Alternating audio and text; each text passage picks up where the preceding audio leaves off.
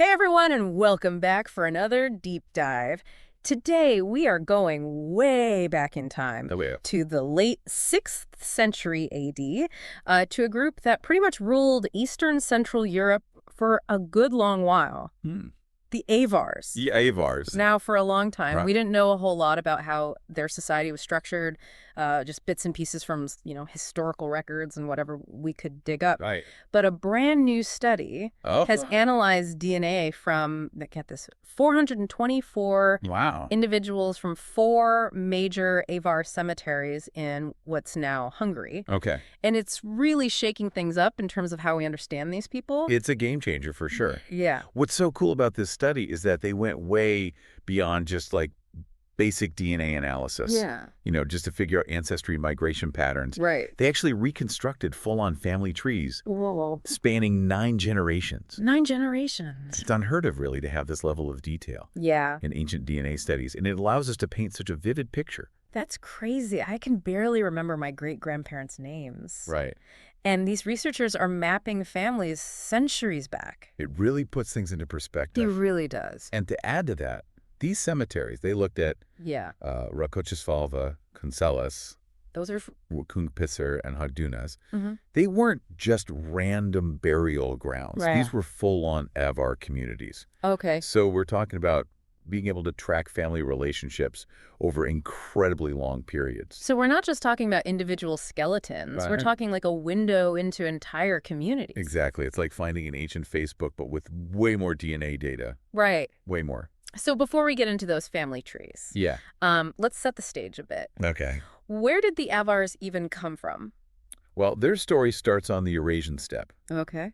a region stretching from Eastern Europe all the way to Mongolia. Oh, wow. These weren't your stay-at-home types either. Yeah. They were nomadic horsemen, part of a larger wave of migrations that totally reshaped Europe in the early Middle Ages. Right. Around 567 AD, they arrive in the Carpathian Basin, basically present-day Hungary, Mm-hmm. and bam, they established a powerful empire that lasts for centuries. So they were basically these hardcore warrior nomads who rode in, conquered, and just like set up shop. Pretty much, yeah. And you'd think they'd keep that nomadic lifestyle going, right? You would think so. Yeah. For a long time, that's what historians assumed. Mm. But here's where this study throws us a curveball. Okay. Remember those cemeteries we mentioned? Mm-hmm. Well, they analyzed the skeletal remains using something called strontium isotope analysis. Okay. Think of it like a geographic fingerprint. Locked into your bones. Exactly. Yeah. And what they found was that most of the individuals in those Avar cemeteries had actually lived in the region for generations. Hold on. So the whole idea of these nomadic warriors constantly migrating is wrong. It seems that way, at least for the majority of the Avar So population. they were settling down, It seems, putting down roots. yeah, they definitely had steppe ancestry, and their arrival was part of those larger migrations. Right. But once they set up their empire, they seem to have adopted a more settled way of life. Wow, that's a pretty big shift in our understanding of the Avars. It is. So how did they even go about reconstructing these family trees from ancient DNA? It's pretty incredible what science can do these days. Yeah. They basically compared the DNA of individuals buried in the same cemeteries, looking for patterns of relatedness. Okay. Think of it like a giant genetic puzzle, where the pieces are bits of DNA shared between family members. Oh, So if 2 individuals share a lot of DNA, they're likely closely related. gotcha. Like siblings or parent and child. Exactly. And the biggest family tree they found was from Rakoczesvalva, right? That's the one. Yeah. They traced a mind-blowing 146 individuals over 9 generations, all from that one cemetery.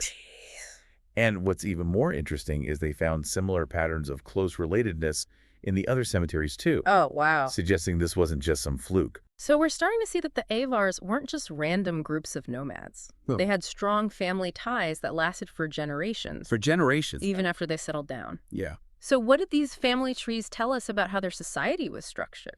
Well, the pedigrees revealed they had a strict patrilineal descent system. Ooh. Lineage and inheritance flowed exclusively through the male line. Ah.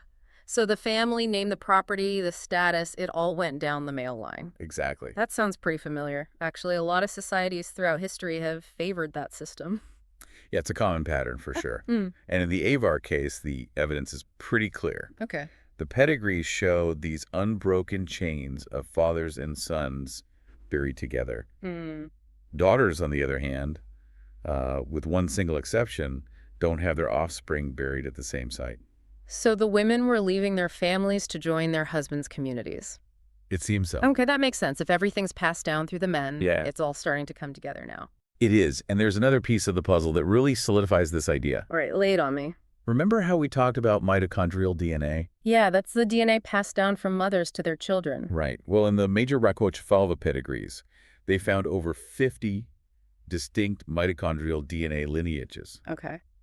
But when they looked at the Y chromosome, which is passed down from father to son, they only found 2 distinct lineages. Wait, so lots of different mothers, Yeah, but only a couple of different father lines. pretty much. Wow, that paints a pretty clear picture of a male-dominated society. It does. Okay. And it reinforces the idea that these communities were formed around a core group of related men with wives coming in from various other communities. So a pretty patriarchal society. Yeah. I'm guessing we're not done with the women's story just yet? Oh, not even close. All right, I'm dying to know how they fit into all of this. But Yeah. first, let's dive into those Avar marriage customs. Okay. I have a feeling this is where things get really interesting. Oh, you're absolutely right. Buckle up, because their marriage practices were definitely not what you'd see on a typical wedding show today. Oh, boy. The study uncovered evidence of polygyny men having multiple wives. Multiple wives. And it wasn't just for the elite either. Okay, I knew this was coming, but still, what kind of evidence are we talking about here? How can they tell that from ancient DNA? Well, they found multiple cases of men having children with several different women. And by looking at the ages of the individuals involved, it's clear that in many cases, these weren't sequential marriages, Okay. like having one wife after another. Right. These guys had multiple wives at the same time. Whoa. Talk about a complicated family dynamic. Right. You definitely need a bigger dining table for those family gatherings. Yeah. And they also mentioned something called levirate unions in the study. Oh, yeah. Which honestly sounds like something out of a fantasy novel. What exactly does that mean? Levirate marriage is something you see in a lot of cultures throughout history, especially in societies with strong kinship ties. It essentially means that when a man dies, his brother or a close male relative marries his widow. Okay, so it's about keeping it in the family. Yeah. But why? I mean, I can see how it might provide some security for the widow and her children. Yeah. But was there like a bigger reason behind it? You hit the nail on the head with the security aspect. It was a way to make sure the widow and her children weren't left vulnerable. Okay. But it goes deeper than that. Remember, this was a highly patriarchal and patrilineal society. Right. So maintaining that male lineage was super important. Right. By marrying his brother's widow, a man could ensure that his brother's line continued, Okay. and that any property or status associated with him stayed within the family. That makes sense. It's like a social safety net, but also a way to preserve family power and property. Exactly. It's fascinating how these ancient customs can give us a window into their values and priorities. Sure. Yeah. And while polygyny and levirate unions might seem unusual to us today, they were key to maintaining stability and continuity in Avar society. But here's another twist. What's that? Despite allowing those practices, the Avars had a strict taboo against something you might expect in a society so focused on family. Oh. Inbreeding. Really? They went to great length to prevent closely related individuals from marrying. Wait, hold on. They're cool with multiple wives and marrying your brother's widow? Yeah. But drawing the line at cousins, it seems a bit contradictory. It might seem that way at first. Yeah. After all, plenty of ancient societies, especially royal families, practiced inbreeding to maintain their bloodlines. Right. But the Avars seemed to understand the potential downsides.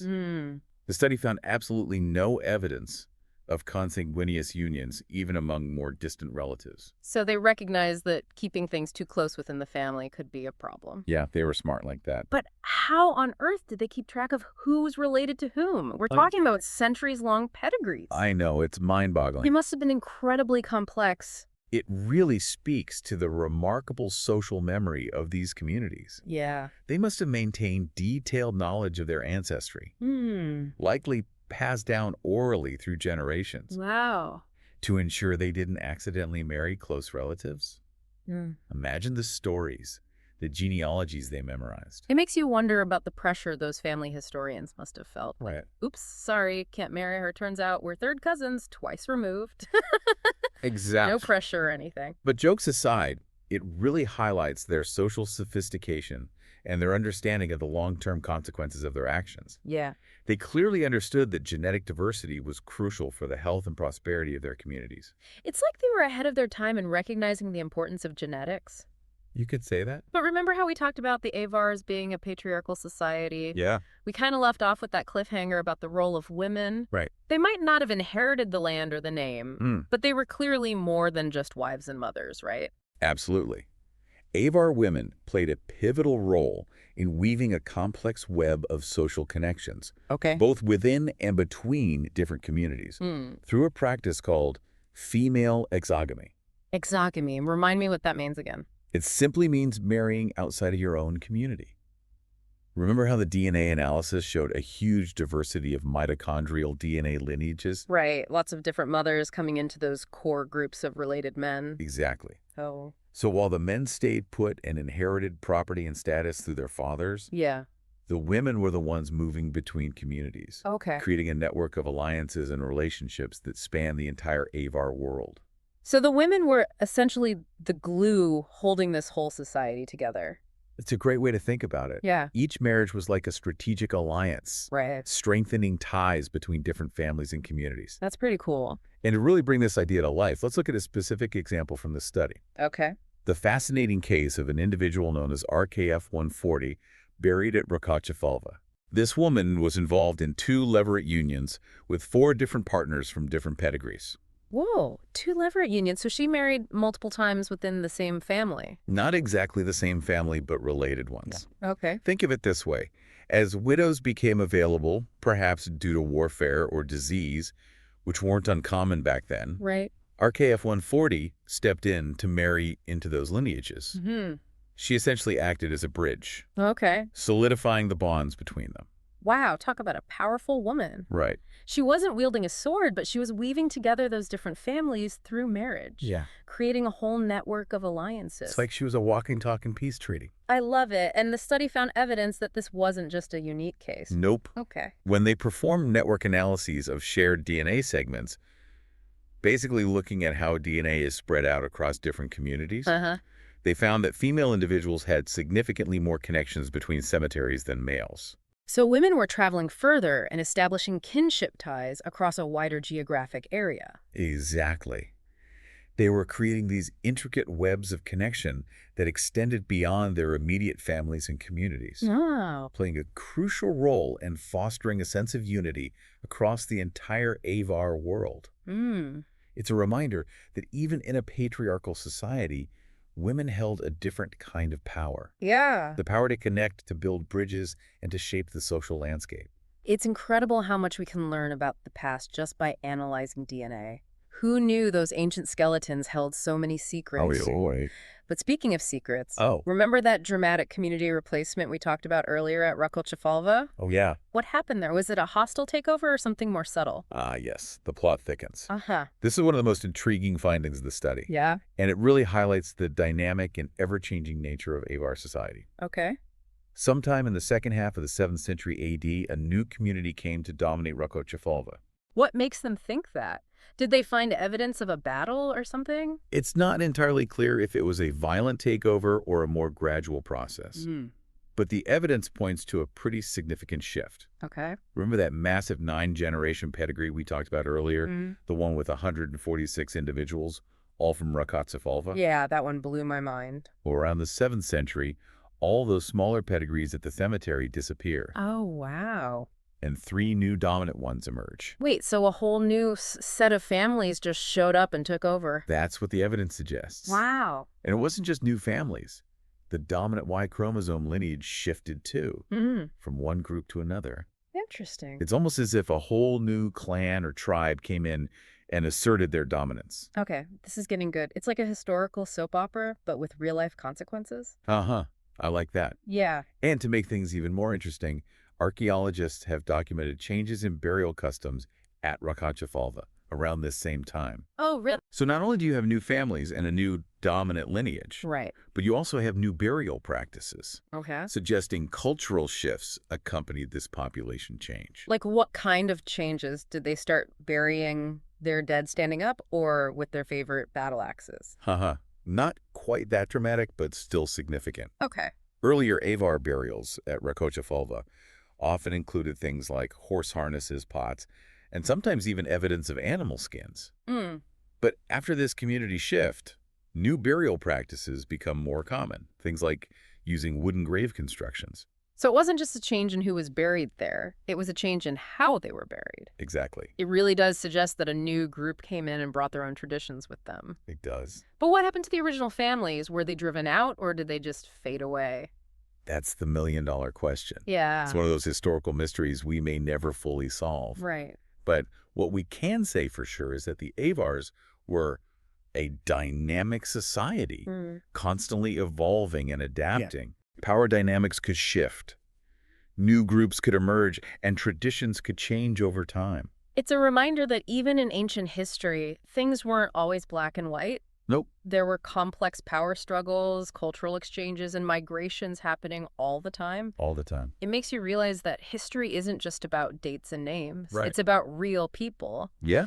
Their lives, their relationships, and their stories. Absolutely. Speaking of stories, where do we go from here? What else can we learn about the Avars from this amazing DNA study? Well, there's still so much to unpack. Oh, I bet. But we'll have to save that for next time. All right, well, I'm already hooked. I can't wait to dive back in and see what other secrets we can uncover. Me too. Thanks for joining us for this deep dive into the Avar world. It's been a pleasure. We'll be back soon with more fascinating insights from the past. See you then.